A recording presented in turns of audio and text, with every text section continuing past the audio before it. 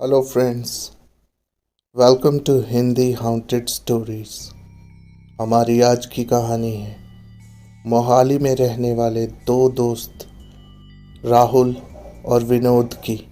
दोनों बहुत ही पक्के मित्र थे और दोनों में काफ़ी ही गहरी दोस्ती थी।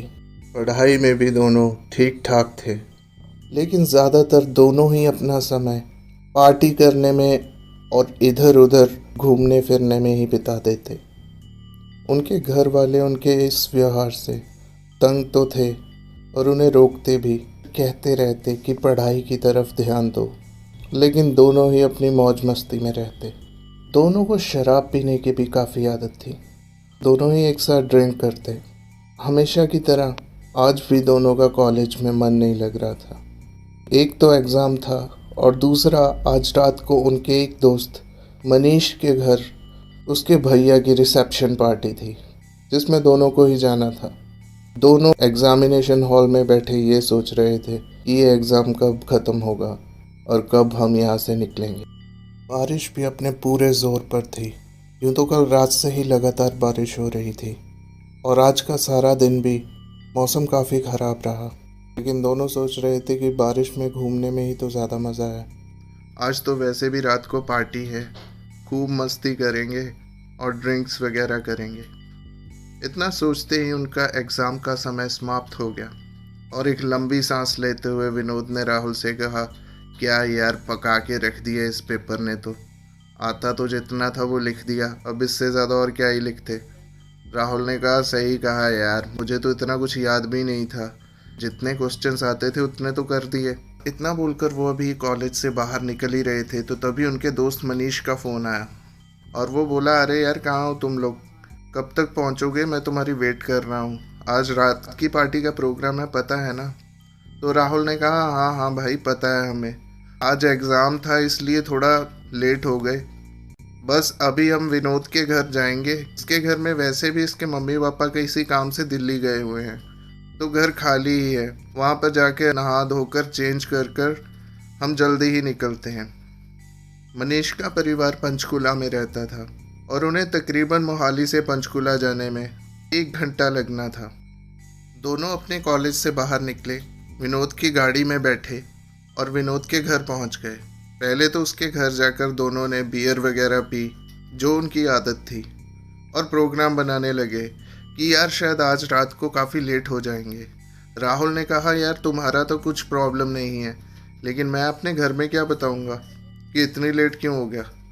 तो विनोद ने बोला, इतनी टेंशन क्यों ले रहा है यार, बोल देना कि दोस्त के यहाँ पार्टी थी और इतना बोल दे कि आज तू मेरे ही घर पे रहेगा, इतनी लेट घर जाने की क्या ज़रूरत है। तो राहुल ने कहा, हाँ सही है, मैं घर में बोल देता हूँ कि आज रात तेरे साथ ही रहूँगा। दोनों को ड्रिंक करते करते इतना समय हो गया कि उन्हें याद ही नहीं रहा कि तैयारी भी करनी है। थोड़ी देर में विनोद ने घड़ी की तरफ देखा और बोला, अरे बाप रे, समय तो देख, शाम के 5 बज गए यार। चल तैयार होते हैं और जल्दी से निकलते हैं। वैसे भी हमें ड्राइव में 1 घंटा तो लग जाएगा आराम से, और ऊपर से बारिश भी बहुत तेज़ हो रही है आज तो। राहुल ने बोला, हाँ यार, बारिश तो रुकने का नाम ही नहीं ले रही, पर कुछ भी बोल यार, आज मौसम तो बहुत ही अच्छा लग रहा है। दोनों नहा धोकर तैयार हुए और पार्टी में चले गए। वहाँ जाकर उन्होंने अपने दोस्तों के साथ खूब मौज मस्ती की, ड्रिंक्स वगैरह की, और कुछ टाइम बाद उन्हें लगा कि यार ड्रिंक्स आज कुछ ज़्यादा ही हो गई हैं, गाड़ी वगैरह तो सही चला लेंगे ना। तो विनोद ने राहुल से कहा, अरे तू टेंशन ना ले, इतना पीने के बाद तो अब मुझे आदत हो गई है। हाँ, बस ये है कि गाड़ी थोड़ा धीरे ही चलाएंगे क्योंकि बारिश तो अभी भी रुक नहीं रही है। पार्टी से निकलते हुए उन्हें तकरीबन रात के 11 बज चुके थे। जैसे ही वो पार्टी हॉल से बाहर निकले, हाईवे पर गाड़ी डालते ही उन्हें महसूस हुआ कि ट्रैफिक तो बिल्कुल ही कम हो चुका है। एक तो रात है, ऊपर से बारिश की वजह से भी शायद आज ट्रैफिक कम है। सड़कें बिल्कुल सुनसान थी और बारिश भी काफ़ी हो रही थी। विनोद ने बोला, देख यार, अगर हम यहीं इसी रास्ते से जाएंगे तो हमें पूरा 1 घंटा लगेगा। मुझे एक रास्ता पता है, अगर वहाँ से गए तो शायद हमारा कुछ टाइम बच जाए और घर जल्दी पहुँच जाएंगे। यहाँ पास में ही एक मोड़ आएगी जहाँ से हमें थोड़ा सा शॉर्टकट पड़ जाएगा, चल वहीं से चलते हैं। इतना बोलते ही आगे से उन्होंने सुनसान सी गली में अपनी गाड़ी को डाल लिया, जहाँ पे रास्ता थोड़ा सा खराब था क्योंकि वो रोड की हालत काफ़ी ख़राब थी और आसपास का रास्ता भी सुनसान और बियाबान था। पहले तो राहुल ने बोला, अबे ये कैसी जगह है, पर विनोद ने कहा, तू टेंशन मत ले यार, ये थोड़ा सा ही रास्ता है, मैं बहुत बार यहाँ से आया हूँ। रात के तकरीबन 12 बजने को आ रहे थे और तेज़ बारिश की वजह से आगे कुछ नहीं दिख रहा था।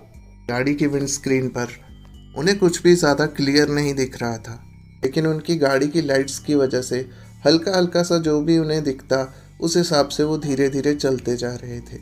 थोड़ी सी दूर जाने पर उन्हें अंधेरे में एक आकृति सी नजर आई। पहले तो उन्हें लगा शायद कोई जानवर वगैरह होगा या पेड़ होगा, क्योंकि इतनी रात को बारिश में और वो भी ऐसी रोड पे कौन खड़ा होगा।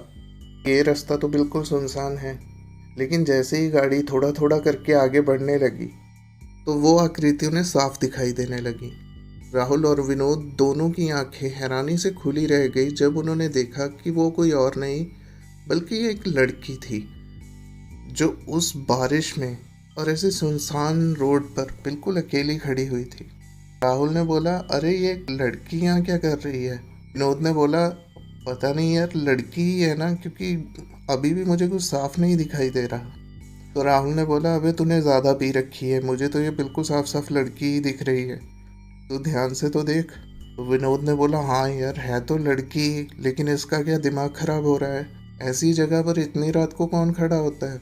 राहुल ने बोला, हो सकता है किसी तकलीफ में हो या फिर इसका कोई एक्सीडेंट वगैरह तो नहीं हो गया, हमें पूछ लेना चाहिए।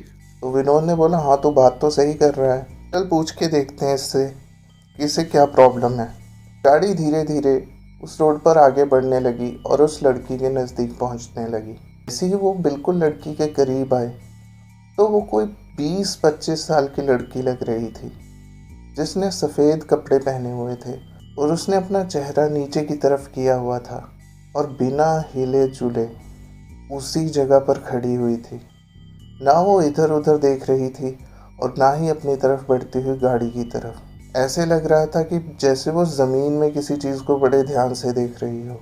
राहुल और विनोद ने गाड़ी उसके करीब जाकर रोकी और हल्का सा अपनी गाड़ी के शीशे को नीचे करते हुए राहुल ने पूछा, अरे मैडम, आप ठीक तो हो? यहाँ क्या कर रही हो? इतनी बारिश में अकेले ऐसी जगह पर क्यों खड़ी हो आप? लेकिन उस लड़की की तरफ से कोई जवाब ना आया।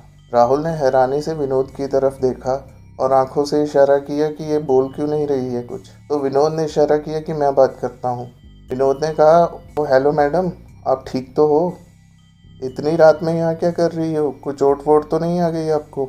दोनों अभी उससे बात कर ही रहे थे कि उस लड़की ने धीरे धीरे से अपना चेहरा ऊपर की तरफ करना शुरू किया। उस लड़की का चेहरा वैसे तो बहुत खूबसूरत था, शायद इतना खूबसूरत कि दोनों, विनोद या राहुल ने ऐसी लड़की शायद पहली बार देखी हो, आप इस तरह से कह सकते हैं। लेकिन उसका चेहरा बिल्कुल ही सफ़ेद पड़ चुका था। उन्हें लगा शायद क्या पता कितनी देर से यहाँ ठंड में खड़ी है, बारिश में, ठंड की वजह से ऐसा हो गया हो। तो उस लड़की ने धीरे से बोला, मैं यहाँ किसी का इंतज़ार कर रही हूँ। तो राहुल और विनोद ने हैरानी से एक दूसरे की तरफ देखा और उससे पूछा, यहाँ पर इंतज़ार? किसका इंतज़ार कर रही हो मैडम? यहाँ इस समय कोई नहीं आने वाला। आप चलिए, हम आपको मेन रोड पे छोड़ देते हैं, वहाँ जाकर आप कॉल वगैरह कर लीजिएगा, या फिर आप ऐसा करो, गाड़ी में बैठ जाओ और यहाँ हमारे फ़ोन से जिसको भी मिलना है उसको कॉल कर लो।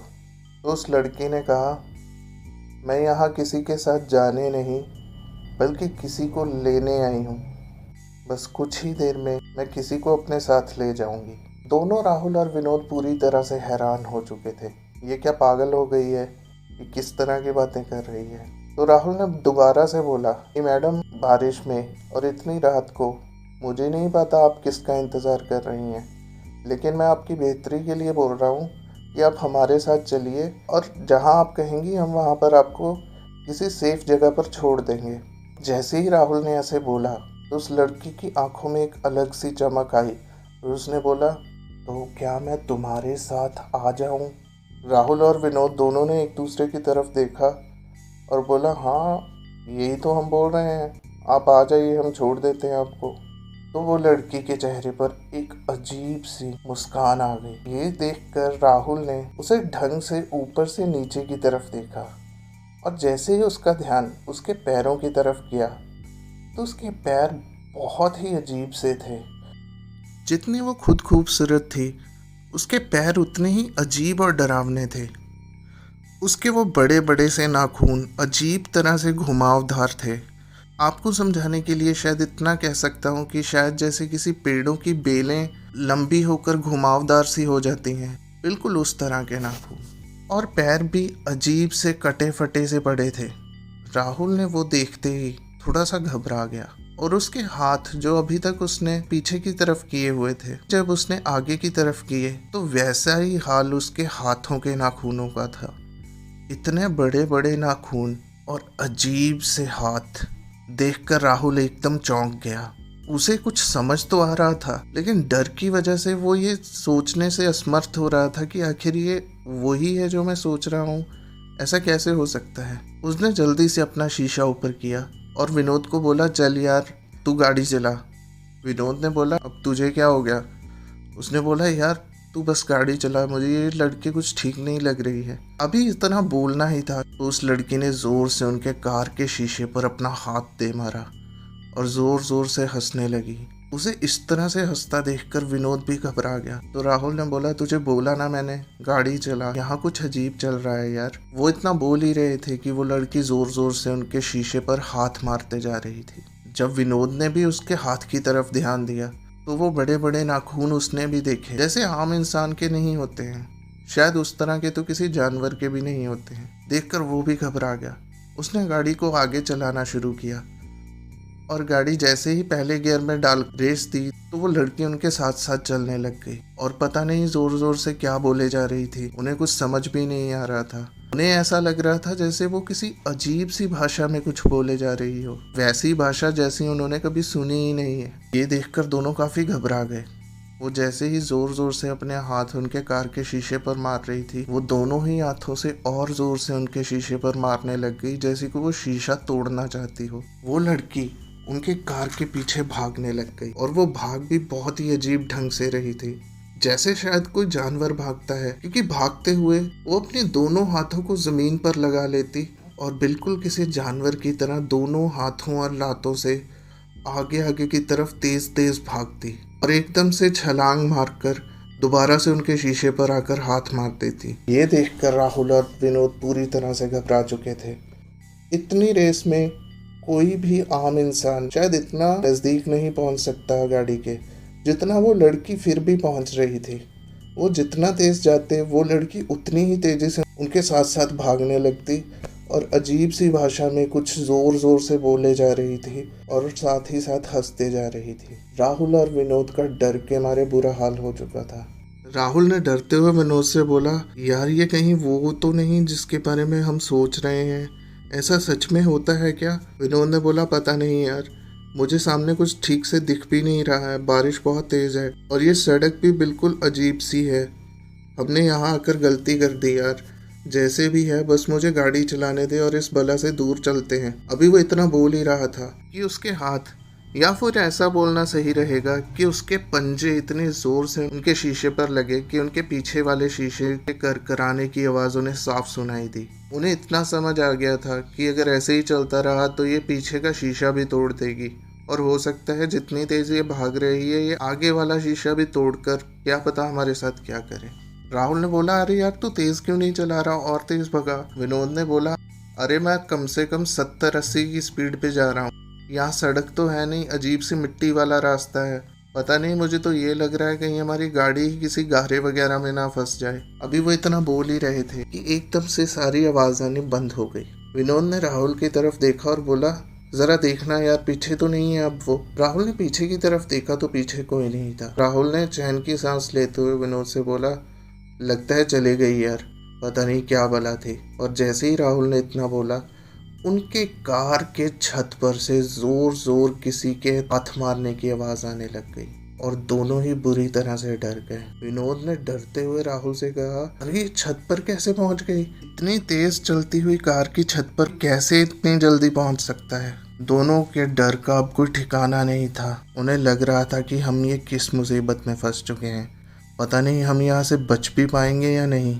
अभी वो इतना सोच ही रहे थे कि उन्हें उसकी थोड़ी थोड़ी सी आवाज सुन रही थी। इसमें वो पहले तो कुछ अजीब सी भाषा में बोलती, लेकिन वो बीच बीच में कुछ ऐसा बोल रही थी, मैं तो अब तुम्हारे साथ ही जाऊंगी। ये बोलकर वो जोर जोर से हंसने लग जाती। ऊपर से बारिश ने पूरा जोर पकड़ा हुआ था। उनको गाड़ी चलाने में भी बहुत तकलीफ हो रही थी, क्योंकि सामने का रास्ता कुछ साफ नहीं दिख रहा था। उनकी गाड़ी के वाइपर्स उनकी फ्रंट विंड स्क्रीन पर पड़ रही तेज बारिश को हटा रहे थे। लेकिन कुछ समय बाद उसी लड़की का हाथ आया और उसने एक वाइपर को पकड़कर तोड़ दिया और उसी वाइपर को जोर से उनकी विंड स्क्रीन पर मारा, जिससे उनकी विंड स्क्रीन में भी दरार आ गई। इतना देखकर विनोद पूरी तरह घबरा गया और उसका बैलेंस थोड़ा बिगड़ने लगा। उसने बोला, यार एक तो पहले ठीक तरह से दिख नहीं रहा था, ऊपर से बारिश से थोड़ा बहुत पानी जो वाइपर्स ठीक कर रहे थे उसने एक वो भी तोड़ दिया है, और वो उसी वाइपर से हमारी स्क्रीन को भी तोड़ने की कोशिश करे जा रही। अब हम क्या करें? राहुल ने बोला, पता नहीं यार, तू जितनी गाड़ी तेज चला सकता है प्लीज चला और इस मुसीबत से मुझे बचा ले। तूने बोला था ये रास्ता छोटा ही है, हम कब तक हाईवे तक पहुंच जाएंगे? शायद वहां पर हमारी कोई मदद कर सके। इतना बोलते ही दोनों ने देखा कि आगे उन्हें स्ट्रीट लाइट दिख रही थी, जो कि शायद हाईवे की थी। इतना देखते ही दोनों की आंखें चमक उठी। विनोद ने अपनी गाड़ी की स्पीड और बढ़ा ली और किसी तरह से बचते बचाते हाईवे पर पहुंच गए। हाईवे पर पहुंचते ही उस लड़की की, या कोई चुड़ैल या डायन जो पूरी तरह से उन पर हमलावर थी, उसकी भी आवाजें यानी थोड़ी सी कम हो गई और धीरे धीरे उसके हाथों के वो वार जो उनके कार के छत पर पड़ रहे थे, उनकी आवाजें आनी भी कम हो गई और लगभग 2-3 मिनट बाद बिल्कुल शांति हो गई। राहुल और विनोद ने चैन की सांस ली और बोला, बच गए यार। पता नहीं वो क्या चीज थी और पता नहीं वो हमारे साथ क्या करती। इतना बोलकर जैसे ही वो देख रहे थे, सामने उन्हें स्ट्रीट लाइट्स और थोड़ी दूर से आते हुए शायद किसी ढाबे की लाइट्स भी दिख रही थी। दोनों ने चैन की सांस ली। विनोद ने बोला, तू सच कह रहा है यार, बाल बाल बच गए आज तो।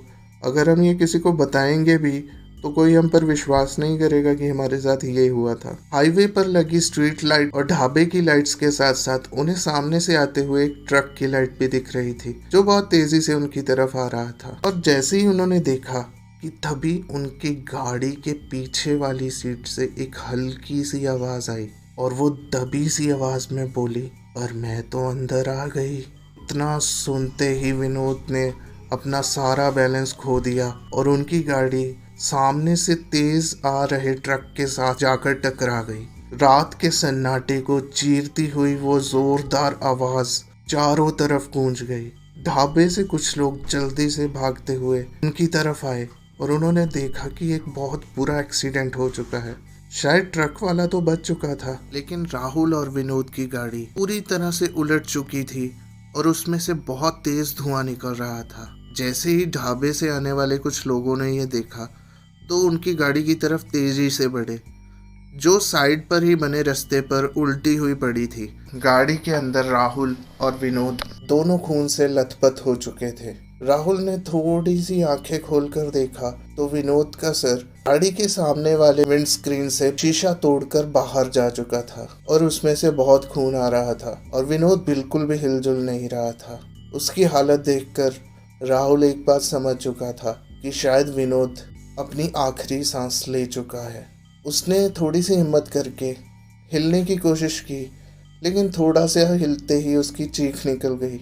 उसकी दोनों लातें बुरी तरह से टूट चुकी थी और शायद पीठ की हड्डी भी टूट चुकी थी और गाड़ी का ही एक कांच उसके गले से आर पार हो चुका था।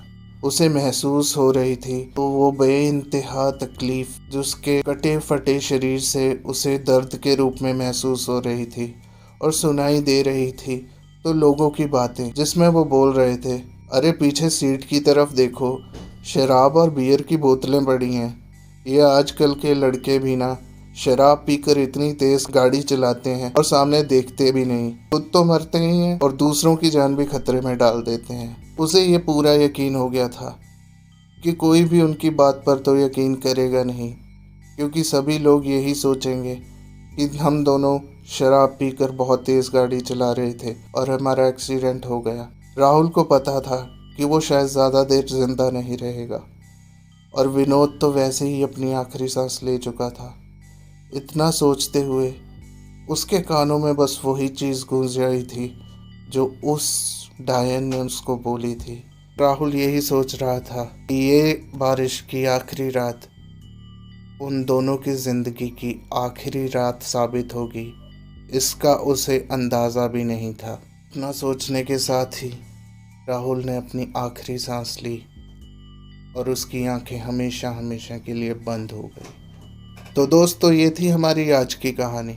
दोस्तों, मैं इस कहानी में कुछ इस तरह की चीज़ भी लिख सकता था कि उन दोनों ने कोई पाठ किया और कोई दिव्य धागा निकाला और वो चुड़ैल वो देखकर भाग गई। पर सच्चाई यही है दोस्तों, जब इस तरह की शक्तियाँ आपके आसपास आती हैं और आपके ऊपर पूरी तरह से हावी हो जाती हैं, तो ना तो कोई पाठ पूजा याद रहती है और ना ही ये याद रहता है कि क्या चीज़ से हम अपने आप को बचा सकें। आप लोगों को मेरी कहानियाँ कैसी लग रही हैं, ये चीज़ मुझे कमेंट में ज़रूर बताएं, ताकि अगर कोई कमी भी है तो मैं अपनी कहानियों में वो कमी को पूरा कर सकूं। हिंदी हॉन्टेड स्टोरीज़ के साथ जुड़ने के लिए आपका बहुत बहुत धन्यवाद। मैं जल्दी ही आपके लिए एक और नई डरावनी और खौफनाक कहानी लेकर आऊँगा। आप कमेंट्स में ये भी मुझे बता सकते हैं कि आप अगली कहानी किस तरह की सुनना चाहेंगे। धन्यवाद।